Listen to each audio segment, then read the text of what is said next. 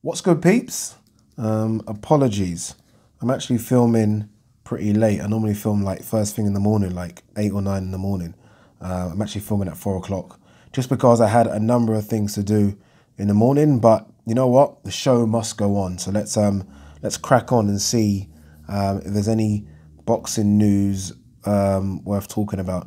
All right, what's this one? Keith Thurman. My biggest mistake in 2019 was my weight management. I'm actually embarrassed that he's even said that, if I'm honest with you. I'm actually embarrassed. I mean, Keith Thurman is 31. I don't know how many professional fights he's had, but I'm guessing it's around 30, plus all the amateur fights. This guy's been making weight since he was probably 14 or 15. Why are you making a mistake at making weight now? Why? Like, I don't know. Boxers are making weight or weight management. It's so bad. It's so bad. You know 147 pounds is going to be tough for you. You know it. Why balloon up in between fights then? Right? Why do it? Every time I see Keith Thurman in between a fight, he always looks soft. He does. Always looks like he's carrying extra timber all the time. Right? Never looks in shape when he's not got a fight. Obviously, he gets in fantastic shape as he's approaching a fight, as he should. But in between fights is where he loses it. I don't get it. Honestly, I don't get it. 147 is going to be a struggle for everyone in that division to make, unless you're named Manny Pacquiao and maybe Terence Crawford. Everyone else is going to struggle to make the weight. So stay around that weight. I'm not saying stay at 155, but don't fucking balloon up to 180. Don't do it. I mean, Errol Spence has come out recently and said something similar. We know Kell Brook struggled with weight as well for a long time. Look, if you're just naturally growing, and these guys are naturally growing, then I get that. But when you start to see fat around sort of the mid area, sort of the belly area, and then you see fat on the face, that means you're just not living well in between fights. That's what it means. So that talk is poor from Keith Thurman. Very poor. Ryan Garcia, they're going to say Linares was old, has no chin when I catch him. But that's true. That's not a lie, is it, Ryan Garcia? That's a matter of fact. You're not fighting the same Linares that Kevin Mitchell fought at the O2 Arena. You're not fighting the same Linares that Lomachenko fought. You're not. You're fighting a much older guy. It's true. Didn't Linares get stopped in the fight before last?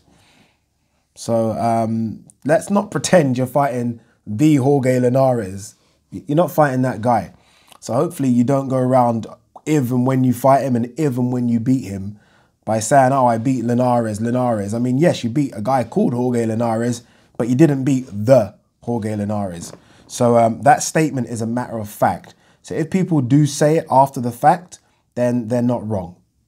They're not wrong. Do I like the fight for you? Yeah, I do. I think it's a good crossroads fight, you know. Prospect versus veteran. It's always a good fight, but it's a risky fight. It's a risky fight, you know.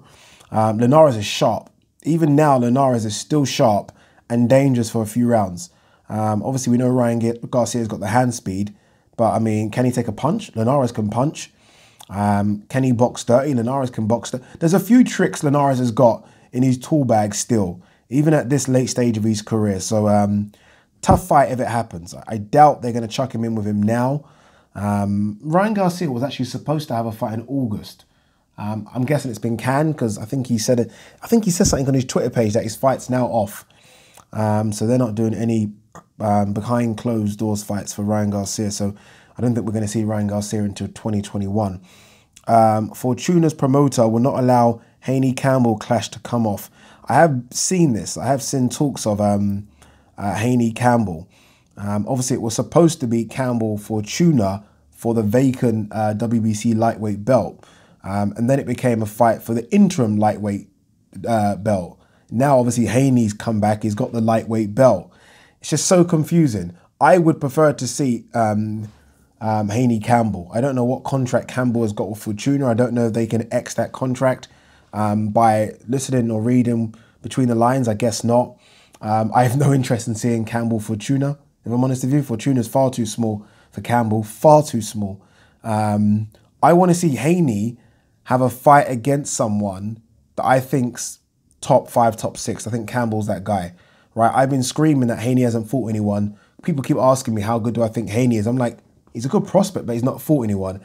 Campbell, we know, can hang. We saw him hang against Linares, what, 2.5 years ago when he got that split decision loss. We saw a good performance against Loma last year. So Campbell can hang. So this is a good fight. Again, I don't know what issue Fortuna is going to bring to the table, but it looks like Campbell might be stuck with Fortuna fight. Aram on Fury Wilder. Investors in Macau ready to put up the money. Let's move on. I'm a bit tired of talking about. I'm tired of talking about Fury, Wilder, Joshua, Dillian White, all of that stuff, to be honest with you. What else we got? I just said I was tired about speaking about Deontay Wilder, Tyson Fury, AJ, etc. The next story is Deontay Wilder. Deontay Wilder breaks his silence, speaks on Black Lives Matter movement. I don't know if you guys have seen the video on his social media pages. I think he's it's like he's rapping. I think he's rapping, or is it a poem, bit of poetry? I'm not quite sure, but he obviously speaks about it. Good, right? I mean, if you're in that position, I mean, I think fans are waiting. Fans of their sports stars, or whether it be sports stars, music, film, they are waiting for those people to speak out. Deontay Wilder has spoken out, so if you haven't seen it, it is on these social media pages. What else? Well, this is interesting. Ricky Hatton, I would have beaten anyone the night I fought TSZYU, including Mayweather. You wouldn't have. He wouldn't have.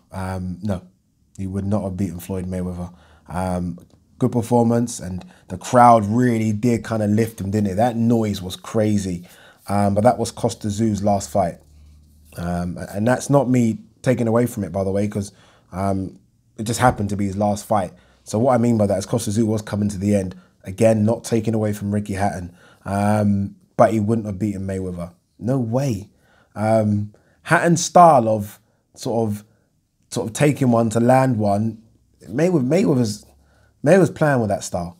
That Mayweather back then as well, still fast on his feet, bit of punch power, punches in bunches. Remember, it's not the Mayweather that we maybe vision sort of later on in his career, which was a very single shot guy, right? That Mayweather was still very much fully loaded. Fully loaded. Hatton is not beating that Mayweather. Stevenson, this is Shakur Stevenson. Mayweather comparisons feel good, but I'm going to surpass Floyd. I've not seen a Shakur Stevenson Mayweather comparison, if I'm honest with you. If there is, then yeah, they might want to stop very soon. Look, Shakur Stevenson's a good fighter. I hate comparisons. I don't know why. You know, people do it, don't they? In every sport. Oh, this is the next Messi, the next Ronaldo, the next Zidane. How many people have come that have been the next Maradona? Like American people. This is about football for a second. The next Maradona. How many next Maradonas have there been? Bloody hell! And Messi came after like 12, and he was the next Maradona. And some people will say he surpassed them. But yeah, I'm not a fan of comparisons. But I mean, easy, Shakur. I get it. You've got to say things like this, but I mean, I'm gonna surpass Floyd. So it's a big ask, my friend. It really is. That's 50-0 Floyd, by the way. Yeah, that's Floyd that is never been down apart from the glove touch against Zab Judah. Is that true? I think that's true, right? Yeah. Good luck. Good luck. What else we got here? All right, Devin Haney versus Luke Campbell eyed for August or September. We kind of spoke about that already. Terence Crawford. Garcia, no joke for Spence. Sturdier and punches harder than Porter. Garcia's a better boxer in terms of fundamentals, right? I think Porter is just a nightmare, though. He's so erratic. He swarms you. He just awful to fight. So although Garcia might be sort of a better boxer and punches harder, I think Porter's a tougher fight all day long than Garcia, right? I mean, if you was to ask boxers who would you rather fight, they'll say Garcia all day long. Porter's a nightmare. Absolute fucking nightmare. I wonder how Crawford knows that that Garcia punches harder than Porter. I'm guessing he might have sparred them. But yeah, I don't know. I think the Errol Spence that we saw against Porter, and again, we don't know because Errol Spence after this accident, that Errol Spence, I think, beats Garcia a lot easier than he did Porter. Porter was a close fight. I don't think Spence Garcia will be close or that close enough, but I think Spence will get the job done. Garcia is very, very flat-footed, has a great right hand, a laser of a right hand, but that's it, really. That's it. What else have we got here? Anything else? Golden Boy President, Canelo has 5 or 6 options. GGG is not one. It's nice to know. Thank you. Yeah, and these options we're hearing about now, I mean, I spoke on the video yesterday about Anthony Durrell, Derevyanchenko. I think they have reached out to Caleb Plant again. I don't think they've reached out to Callum Smith. I haven't heard anything about Callum Smith. I hope that Billy Joe Saunders is one of those options, although you do feel like, and I said this yesterday, that Billy Joe Saunders might be the most expensive option. And I don't know. I mean, with DAZN, look, we keep hearing about DAZN being in trouble. Again, I don't know how true this is. Sometimes people just type things for the sake of typing. But if they are, I mean, they're going to want to maybe pay the cheapest option, right?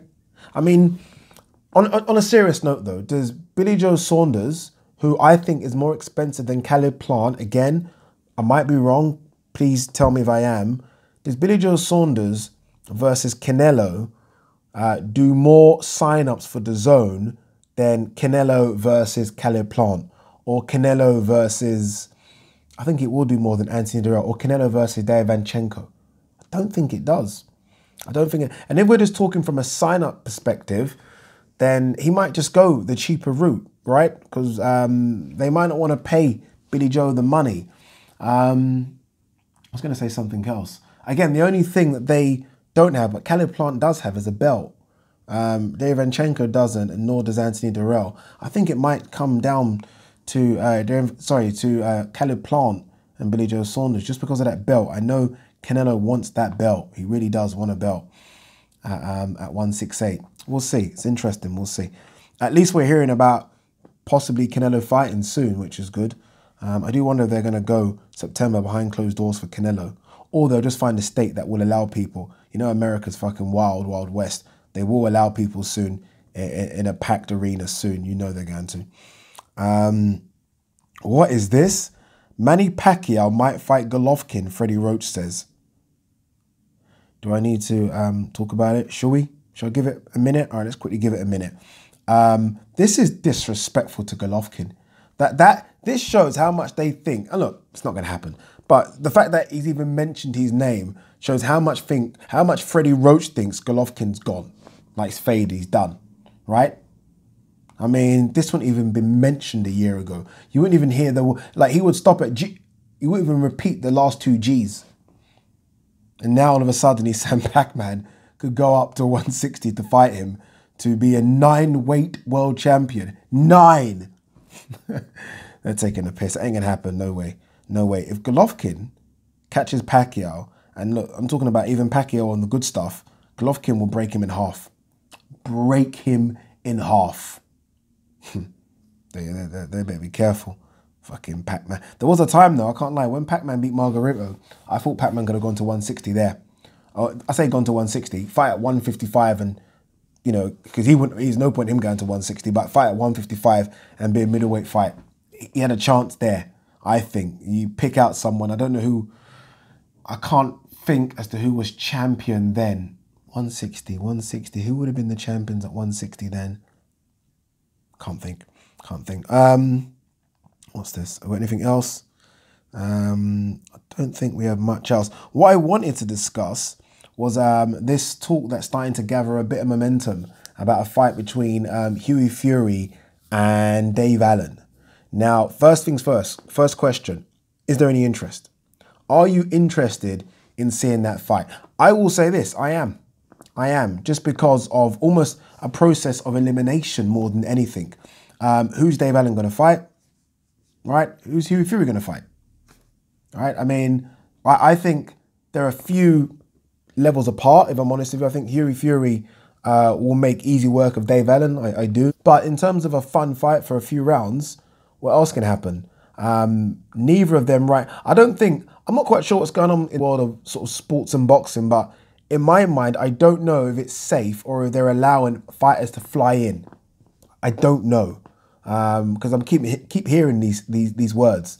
If they're not, then look, Matchroom can put it on, right? I mean, that would be a fantastic fight to headline a show in this Matchroom's new thing that Eddie Hearn's doing at the back garden. I'd love to see it, right? I mean, Dave Allen will bring it. Hughie Fury needs a win of note. Dave Allen still has that kind of name value, doesn't he? I think he's still just a top 10 in the British rankings. Hughie Fury is, where's Hughie Fury? So you got Fury, AJ, Chisora, Dillian White. I'm going to forget someone, so obvious. And then you probably will say Chisora, right? Joyce Dubois, in whatever order. I've missed someone. Haven't I? Then maybe Hughie Fury, right? So Hughie Fury, 7th, 8th. Then David Price beat Dave Allen, so he's got to go higher than Dave Allen, although he's coming off a loss. He's still got... So Dave Allen might be scratching around 10, 11. I think it's a good fight for Fury. I think it's a good fight for Dave Allen. I mean, that's a scalp. If he can beat Hughie Fury, it's a scalp. I just think Hughie Fury is just far too good a boxer, far too skilled, defensively minded, and can take a punch. I think people forget that. Hughie Fury, even in those losses against Joseph Parker, Pulev and Povetkin, got tagged, never went down, hardly even fucking wobbled. This guy has got a chin. He's got a chin. I know people want to see more from Hughie Fury. You know what it is? The simple answer to that question is that maybe there isn't more. Has anyone ever kind of just sort of thought that maybe this is it? Like maybe what you're seeing with Hughie Fury, who's been a professional now for a long time, had a lot of fights, world title fights, final eliminators, maybe that's just it, right? It's strange how we ask more of boxers, but in other sports stars, we kind of just accept that that's what they've got, right? Which is why we kind of just say this is their position and don't do anything more, right? Don't do it. Just like, I'm a big Liverpool fan, as you guys know. When Fabinho breaks the ball up, can you just give it, please? I think Fabinho's capable, but for now, just give it to someone else. Give it and let someone else do a bit of magic, right? I don't ask him to do a step over and bend one into the top corner. I think with Hughie Fury, what we're seeing, guys, is it. Right? I know people want to say, "Oh, be more aggressive, like throw that right hand." Can't have everything. If Hughie Fury was more aggressive and threw that right hand, and that right hand had pop, Hughie Fury would be a top 5 heavyweight right now. Hughie Fury's not a top 5 heavyweight because he doesn't throw the right hand.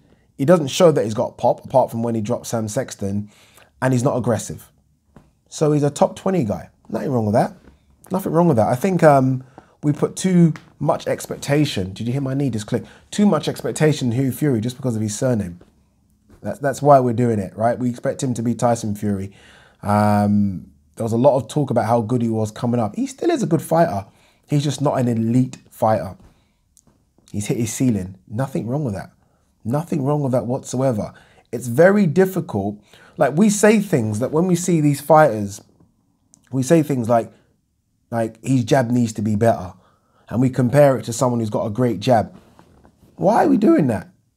Like, if his jab ain't good now, it's not going to get good, right? If his jab he's been boxing 15 years. If that's his jab, that's his jab. And this is the thing with Hughie Fury. He's been boxing 15 years. If that's his right hand, that's his right hand.